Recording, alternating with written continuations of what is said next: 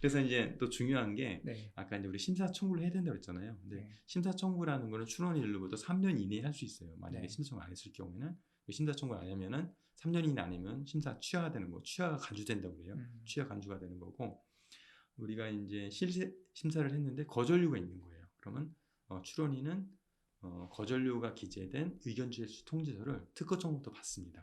그러면 출원인이 할 수 있는 건 뭐냐면은 거절 이유 통지서, 그러니까 의견 제출 통지서가 발행된 날로부터 2개월 이내에 그 거절료를 극복하기 위한 보정서와 의견서를 제출할 수가 있어요. 보정서라는 거는 특허 명세서의 내용을 수정을 하는 거예요. 그리고 의견서라는 거는 나의 주장을 어떤 의견을 피력할 수 있는 문서거든요. 그래서 보정서와 의견서를 2개월 이내에 제출할 수가 있고요. 네. 근데 그 2개월 이내에 내가 논리를 못 구한 거예요. 그러면은 1개월씩 4번에 걸쳐서 4개월 동안 기간 연장 신청을 할 수가 있어요. 물론 이제 그 기간 연장 신청하면 첫 번째 달은 2만 원, 두 번째 달은 3만 원, 6만 원, 12만 원 비용이 들어가지만은 일단 기간 연장을 해서 처리할 수가 있고요.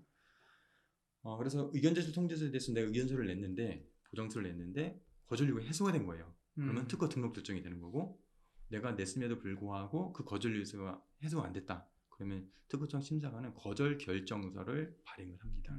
그러면 이제 그 거절 결정서를 발행을 받은 사람은 받은 날로부터 30일 이내에 또 명세서를 수정하거나 의견서를 또 제출할 수가 있어요. 그래서 이제 그때 하는 거를 재심사 청구라고 합니다. 재심사 청구를 통해서 다시 한번 심사를 받아볼 수 있는 거죠. 그래서 이제 재심사 청구 같은 경우도 이제 기본 비용이 10만 원이 더 들어가요. 청구한 숫자도 다르고. 네. 그래서 그렇게 재심사를 청구하면 심사관이 다시금 보는 거죠. 그때 이제 거절료가 해소가 됐다. 그럼 특허 등록 결정이 되는 거고 안 됐다. 거절료 해소가 안 되면은 그때는 이제 재심사 거절 결정이 돼요. 여기서는 이제 더 이상 뭐 청구를 보정할 수 없고 이다음부터는 이제 그거에 대해서 내 특허는 등록을 받아야 되는데 심사관이 심사를 잘못했습니다. 다시 한번 심사관의 그 결정에 대해서 심판 봐주세요 하는 거를 특허 심판원이라는 곳에 이제 거절 불복 심판을 청구할 수가 있어요. 그러면 특허 심판원에서 심판원들이 다시 보고선 특허청 심사관이 제대로 심사했는지 그런 걸 보게 되는 거고 만약에 거기서 이제 보니까 심사관의 어떤 심사 결정에 문제가 있었다. 그럼 파기환송을 해요. 그러면 이제 특허 등록될 수가 있는 거고 만약에 거기서도 만약에 이제 출원인이 특허 심판원에 그것들을 거절부 심판을 청구했는데 보니까 심사관이 제대로 이제 심사를 했고 거절이 이제 합당하다. 그럴 때는 기각을 시켜요. 그럼 이제 더 이상 특허를 못 받는 거고 근데 출원인이 너무 억울한 거예요. 그럴 때는 특허 법원에 또 신청을 할 수가 있어요. 거기서도 해결이 될 수가 있고 거기서 해결이 안 된다. 그럼 이제 대법원까지 갈 수가 있는 거죠. 근데 거기까지 사실 가지는 않겠죠. 아니 그러면 네. 재심사, 그러니까 거절당하고 재심사를 무한 반복할 수는 없는 거네요. 그렇죠. 네. 근데 방법은 있습니다. 또 있어요. 이게 네. 약간 이것도 이제 전략적인 편법은 아니고 전략적인 거거든요. 어떤 게 있냐면 분할 출원이라는 제도가 있어요. 그러니까 분할 출원 제도는 뭐냐면은 우리가 처음에 특허를 출원할 때 여러 가지의 기술적인 내용들이 들어가게 되는데 모든 특허의 권리 범위는 상세한 설명에 기재된 내용이 아니고 특허 청구 범위에 기재된 내용, 그러니까 청구항이라는 곳에 들어있는 기재되어 있는 내용에서 우리 권리를 보호받을 수가 있거든요. 근데 나중에 보니까 상세 설명에는 여러 가지 기술이 기재가 돼 있었는데 내가 등록받은 거는 일부 항만 등록받은 거예요. 일부 기술만. 그러면은 등록받지 못한 확보하지 못한 그것들을 별도 분할을 해서 출원을 진행해서 이 기술을 보호받기 위한 특허 청구를 적을 수가 있습니다. 그래서 이제 거기서 분할 출원을 할 수가 있어요. 그러면 예를 들어서 만약에 처음에 출원을 했어. 근데 의견 제출 통지서 나온 거예요. 보정서와 의견서를 제출했는데 또 이제 거절 결정이 나온 거예요. 그럼 거절 결정에서 다시 보정서와 의견서를 출원해가지고 재심사를 청구했는데 거기서 또 이제 재심사 거절 결정이 나온 거예요. 그러면 여기서 일단 특허 청구에서 끝나는 거예요. 이 다음부터는 이제 청구를 보정하지 못하고 그거 가지고 계속 이제 다툼을 해야 되거든요. 이런 경우에는 재심사 거절 결정이 나왔더라면 그때 분할 출원하는 거예요.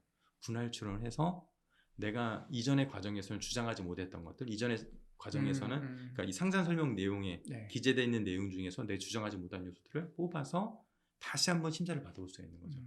그런 식으로 하면 이제 무한 반복의 어떤 일부적인 할 수가 있고 그렇게 해서 실질적으로 등록이 되기도 합니다.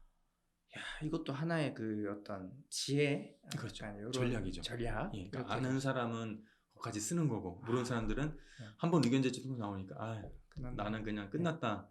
뭐 더 이상 그러니까 가장 그거죠. 보통 특허 사무를 통해서 이제 처리를 하게 되면 의견 제출 통지서가 특허 사무소로 오게 되고 그렇죠. 특허 사무소에서 출연할 때 통지를 하게 됩니다. 그러면 출연 입장에서는 아, 내가 출연한 게 이제 거절돼 가지고 못 하는구나 생각을 하거든요. 근데 좀 아까 말씀드린 같이 이런 보정의 단계가 있기 때문에 실망하지 마시고 그 변리사분하고 아 이거 등록을 받기 위해서는 어떻게 하면 될까요? 그래서 뭐 특허 사무소에다가 사무소 의견이라든가 보정안을 요청할 수도 있고 그거 보고선 자기 의견을 더 보태서 뭔가 방법을 찾아간다고 그러면은 될 것 같고요. 우리가 보통 이제 뭐 남녀 간에 만남을 할 때도 첫 만남에 잘 이루어질 수도 있고 거부를 당할 수도 있잖아요. 그렇죠. 근데 거부를 당하는 게 중요한 게 아니고 그 거부를 극복하면 되는 거거든요. 그래서 그 지혜롭게 극복한다고 그러면은 당연히 특허 등록에 이를 수가 있습니다. 그리고 아까부터 들었던 얘기 중에 이제 무조건 한 번은 거절을 당한다는 말씀을 하셨어요.